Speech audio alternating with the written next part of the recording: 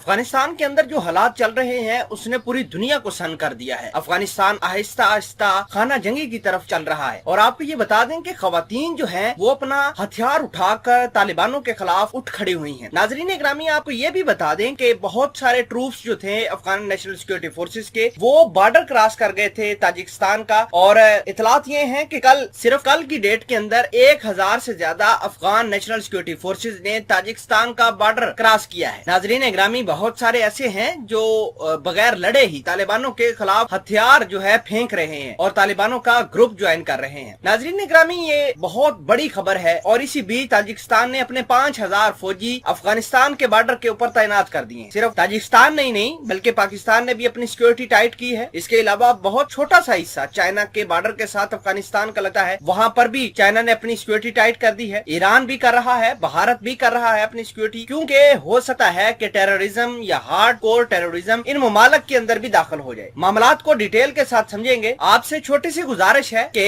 आप हमारा YouTube channel स्नाट TV को सब्सक्राइब कर ले, घंटी के निशान को दबा ले ताकि लेटेस्ट न्यूज आप तक बर वक्त पहुंचती रहे। सबसे बड़ी और अहम बात यह है कि ताजिकिस्तान के सदर ने ऐलान किया है कि मजीद हम कोई भी अफगानिस्तान का फौजी अपनी सरहद के अंदर घुसने नहीं देंगे। आपको ये भी बता दें कि जो ताजिकिस्तान के सदर ने रशियन सदर पुतिन से बातचीत करी है और पुतिन ने ये कहा है कि उनकी सरहदों को प्रोटेक्ट करने के लिए हम अपनी फौज भी भेज सकते हैं। इसका मतलब ये है कि अगर रशिया की फौज ताजिकिस्तान के बॉर्डर के ऊपर आती है तो अफगानिस्तान के बॉर्डर के भी रशियन फौज जा सकती है। इसका मतलब ये है कि रशिया जो है वो अब अफगानिस्तान के अंदर घुसने की बात कर रहा है। उधर चाइना भी यही बात करता है कि हम चाइना वाले अपनी फौज स्टेबिलिटी के लिए अफगानिस्तान के अंदर भेज सकते हैं। नाजरीन इकरामी, भारत भी इंटरेस्ट रखता है। इसी वजह से तो भारत के नेशनल सिक्योरिटी एडवाइजर ने पाकिस्तान के सिक्योरिटी एडवाइजर को कहा था, मोहित यूसुफ साहब को, कि आप हमारे बातचीत कराएं तालिबानों के साथ ताकि हम अपने ताल्लुकात फिक्स करें। बड़ी अहम बात यह है कि तालिबानों ने तकरीबन 150 अजला के ऊपर कब्जा कर लिया है। अब खवातीन जो हैं वो तालिबानों के खिलाफ उठ खड़ी हुई हैं और हथियार उठा लिए हैं। आपको ये भी बता दें कि दुश्मन जो है अब हमारे बॉर्डर के ऊपर आना शुरू हो गया है। नाजरीन इकरामी, बड़ी अहम बात यह है कि तालिबान जो है वो दुश्मन ममालिक की इन्वेस्टमेंट जो थी वो सारी की सारी तबाह करने की सोच रहे हैं। फिलहाल के लिए आपको ये बता दें कि पाकिस्तान ने अपना बॉर्डर तो बिल्कुल क्लोज कर लिया है, कोई ट्रांजिट ट्रेड नहीं हो रही वहाँ पर। और कल की डेट में, जी हाँ, कल की डेट में तकरीबन